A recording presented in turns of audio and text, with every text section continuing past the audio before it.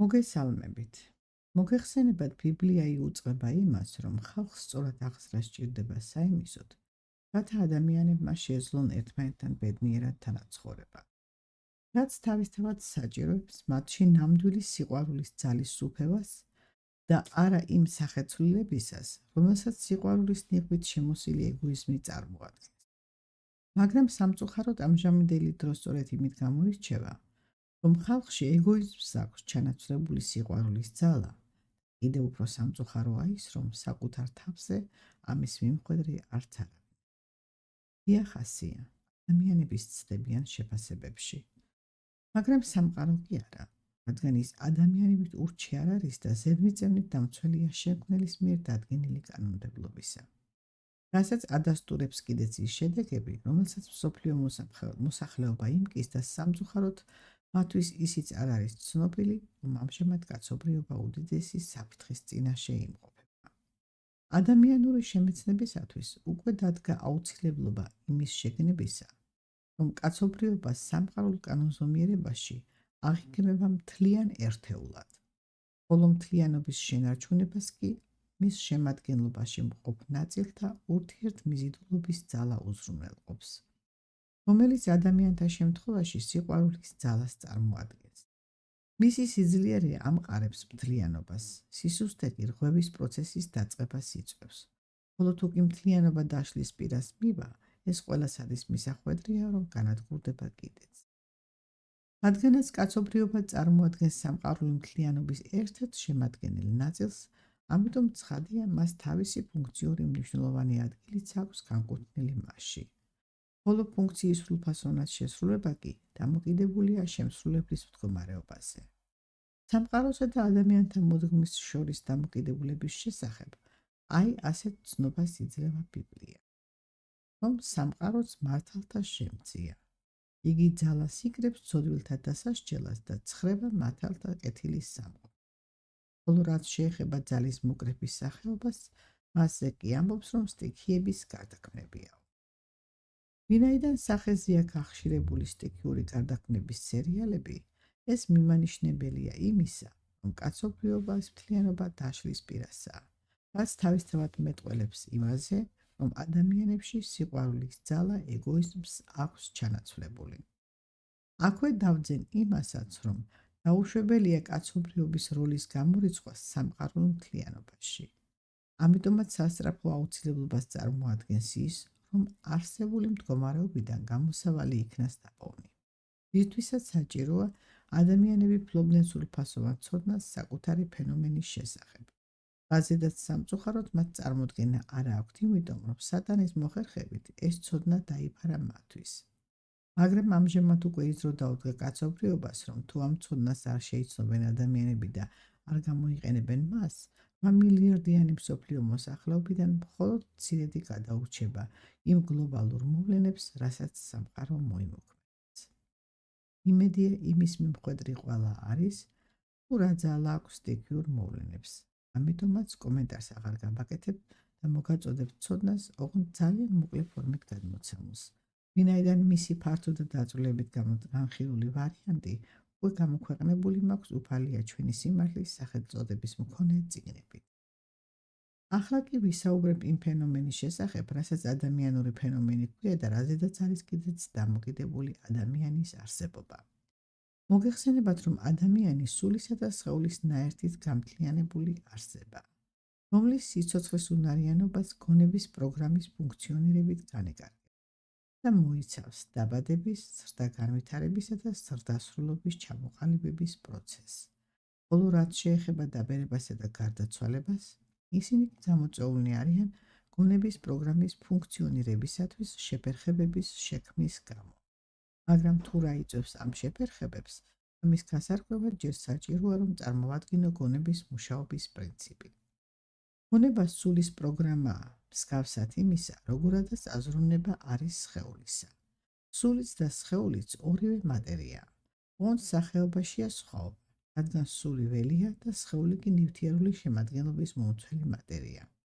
სხეულში სულის სასუფეველი ტვინშია, რომელიც ტვინიც ვერადავერ შეისწავლა მეცნიერებამ. მისი მიზეზიც ის არის, რომ იგი სულის პროგრამით ფუნქციონირებს და მეცნიერება კი სულის ფენომენს ვერ სწვდება.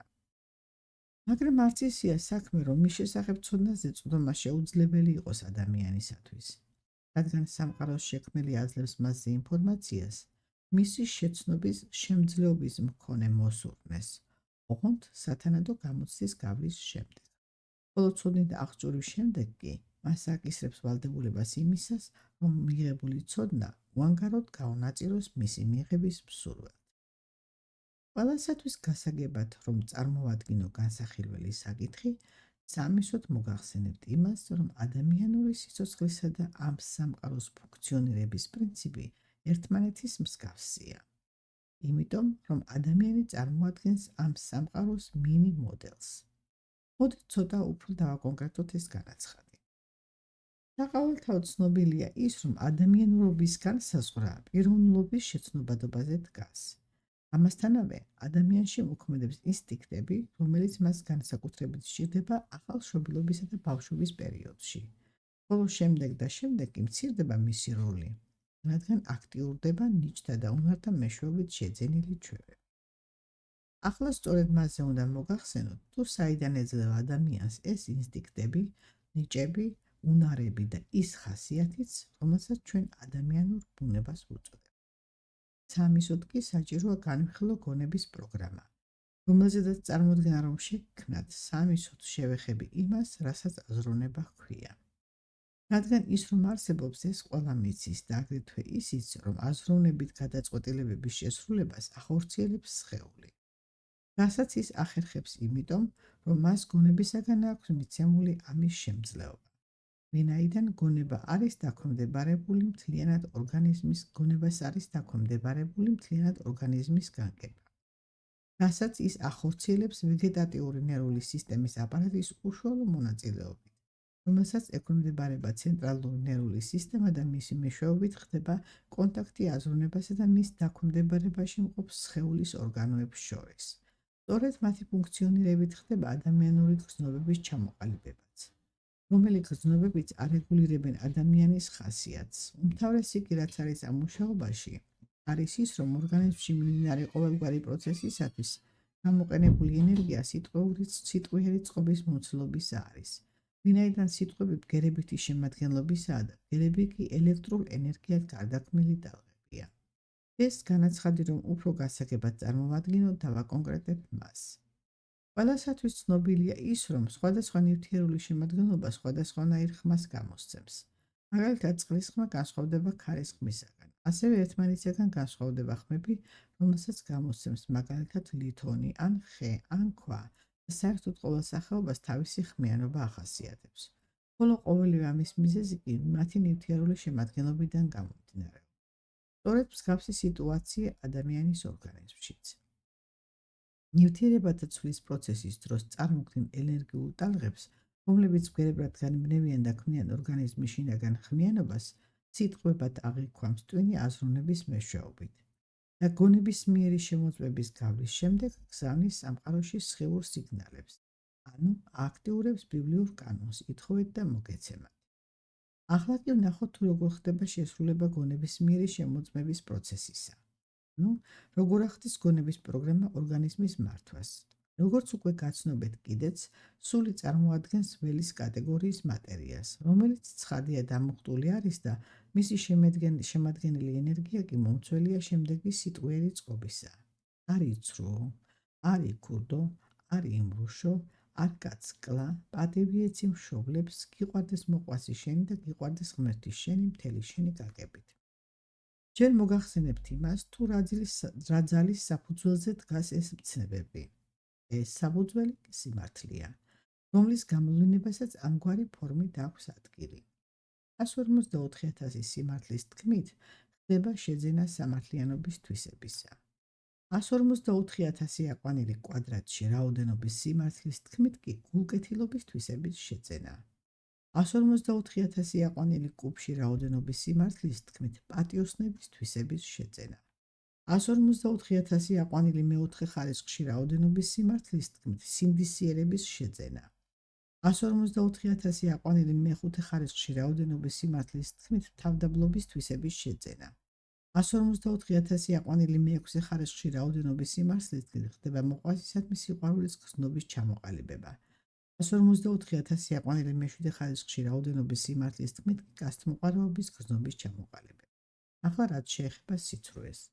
154,000 სიცრუის თქმით ხდება თაღლითობის თვისების შეძენა. 154,000 აყვანილი კვადრატში რაოდენობის სიცრუის თქმით კი ქუდობის უნარის შეძენა. 154,000 აყვანილი კუბში რაოდენობის სიცრუის თქმით ხშობის უნარის შეძენა. 154,000 აყვანილი მეოთხე ხარისხში რაოდენობის სიცრუის თქმით უსინდისობის თვისების შეძენა. 154,000 აყვანილი მეხუთე ხარისხში რაოდენობის სიცრუის თქმით ამპარტავნების თვისების შეძენა. 154,000 აყვანილი მეექვსე ხარისხში რაოდენობის სიცრუის თქმით ხდება ანგარებიანი ეგოიზმის გრძნობის ჩამოყალიბება. 154,000 აყვანილი მეშვიდე ხარისხში რაოდენობის სიცრუის თქმით კი კაცთმოძულეობის გრძნობის ჩამოყალიბება. მოგეხსენებათ, რომ ამ პროცესთა განხორციელებას ვერ ეყოფა ადამიანისათვის განკუთვნილი ერთი სასიცოცხლო პერიოდი. ამიტომაც იგი დაარსებული იქნა საკაცობრიო მიმდინარეობისათვის სიმართლის გამააქტიურებელი გენის 1000 თაობაზე გათვლით. რომელი გენის მფლობელებსაც ბიბლია ღვთის რჩეულ ერად მოიხსენიებს. მართალია საკაცობრიო მიმდინარეობა თაობათა ცვლით ხორციელდება, მაგრამ გენური უწყვეტობით, რასაც უზრუნველყოფს შთამომავალზე გენის მემკვიდრეობით გადაცემის ფაქტორი. რითაც ყოველი ახალშობილი იღებს გენურ მემკვიდრეობას ინდივიდუალური გენეტიკური კოდის სახით, რომელიც ერთადერთი და განუმეორებელი ეძლევა მიმღებს. რაც წარმოადგენს იგი. გონების პროგრამით ფუნქციონირებს ორგანიზმი და როგორც კი უკვე მოგახსენეთ კიდეც, იგი კანონებს მოიცავს.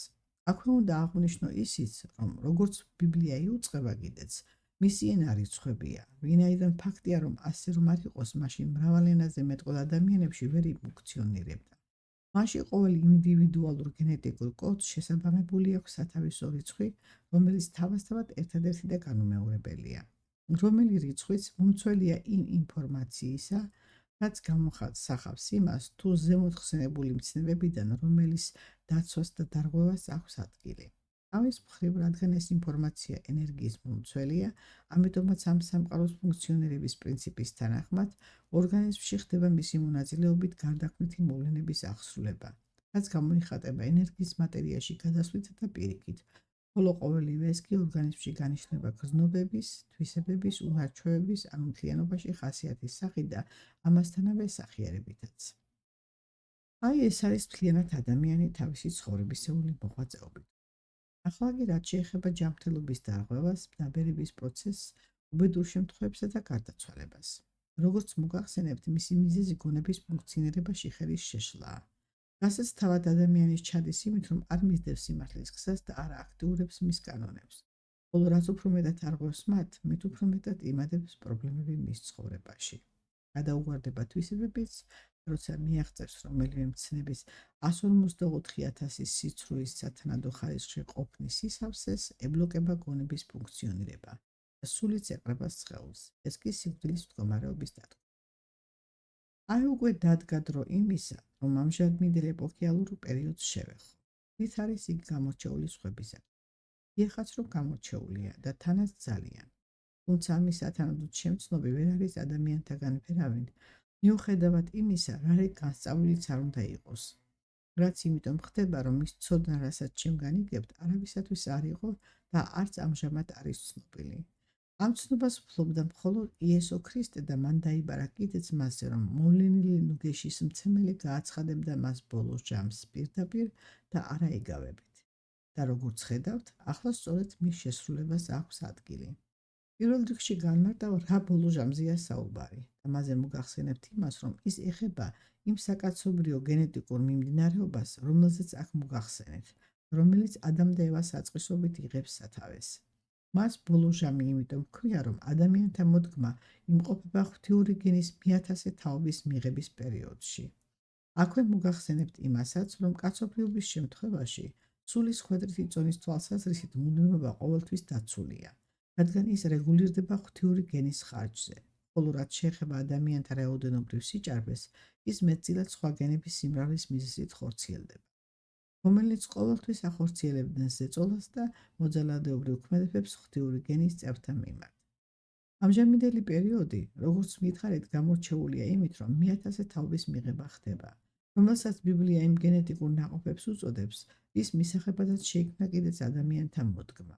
მაგრამ იმასაც აღნიშნავ, რომ მეტად მომრავლებულნი არიან სიცრუის გენის გამოაქტიურებელი წარმომადგენლები და სამწუხაროდ ისინი ამჟამად თავიანთ მეთაურთან ერთად იმყოფებიან ამ ქვეყანაში. ცხადია მესახვედრია, ვისაც გულისხმობ. ანტიქრისტეს, ეშმაკის სულიან და ადამიანის სახიერ არსებობას. ამიტომაც ეს პერიოდი გამორჩეულია სხვა პერიოდებისაგან იმით, რომ კაცობრიობას ბეწვის ხიდზე გავლა უწევს და თანაც ისე, რომ შეგნებით ვერც კი ვერავინ აცნობიერებს ამას. კერძოდ რა იგულისხმება მასში, სწორედ მასზე მოგახსენებთ ახლა. მიმდინარეობს არმაგედონის განხორციელების პროცესი, ხოლო თუ რას მოიცავს იგი, დავაკონკრეტებ მას. როგორც ბიბლია იუწყება კიდეც, არმაგედონი ნიშნავს მსგავსი კატეგორიის ცოდვის ჩამდენთა ერთად შეგროვებას, რომელიც სიცრუის რიცხვის 154,000-ის ხარისხის შესრულების კანდიდატები არიან. ხოლო როგორც კი შესრულებას ექნება ადგილი, უმალვე ხდება მათთვის სასიკვდილო განაჩენის აღსრულება. ისი მასშტაბიც იმ სიდიდისა იქნება ცოდვილთა რა რაოდენობასაც აქვს ადგილი. ხოლო ვინაიდან ცოდვის რიცხვის შესრულების კანდიდატთა რაოდენობა მრავალრიცხოვანია, ამიტომ განაჩენის აღსრულება ხდება ისეთი კატეგორიით, როგორიცაა ომები და კლიმატური კატაკლიზმები, ასევე სატრანსპორტო უბედურ შემთხვევათა, ტერაქტების მკვლელობათა და თვითმკვლელობათა მომეტებული სიხშირე. ყოველივე ეს კი იმიტომ ხდება, რომ როგორც კი შესრულდება აღსრულების რიცხვი, შეუძლებელია ის, რომ იგი არ შესრულდეს. ამიტომ გთხოვთ გულისხმიერად მოეკიდეთ იმ ინფორმაციის კარგად გაგებას, რასაც გაცნობებთ. ვინაიდან არც ერთმა ადამიანმა არ იცის, რა გენური მემკვიდრეობის მფლობელია და შესაძლოა, რომ ერთი მაღალხულიანი დარღვევა მისთვის საბედისწერო აღმოჩნდეს. ცხადია, ამის შანსი დიდი არის მაშინ, როცა პიროვნება ვერ ერხვევა ბედისწერის განშის კანონებში. ამიტომ გთავაზობთ გამოსავალსაც და ის შემდეგია: გულწრფელი მონანიება, რომლის შესრულება მხოლოდ მაშინ მოხერხდება, როცა ადგილი ექნება იმის ცოდნას, თუ რა კანონებით განსჯის ბედისწერა. ამ კანონების მომცველი ბიბლიაა, მაგრამ რადგან ისინი მასში გაფანტული სახით არიან გადმოცემულნი, ამიტომაც ამოვგრიბე ეს კანონები დავალაგე ბედისწერის განგებისაგან მისანიჭებელი ქულების მზარდობის მიხედვით და ისე წარმოვადგინე. აგრეთვე ცალკე გამოვყავი წინასწარმეტყველების ინფორმაციის გამოსახველი კანონები და ისინიც, თუ რომელ კანონდარღვევას რა სასჯელი აქვს განკუთვნილი ბედისწერაში. წიგნის სახელწოდებაა ბედისწერის კანონმდებლობა და განთავსებულია ინტერნეტ საიტზე me-sia.com. ახლა კი მშვიდობებით, მომავალ შეხვედრამდე.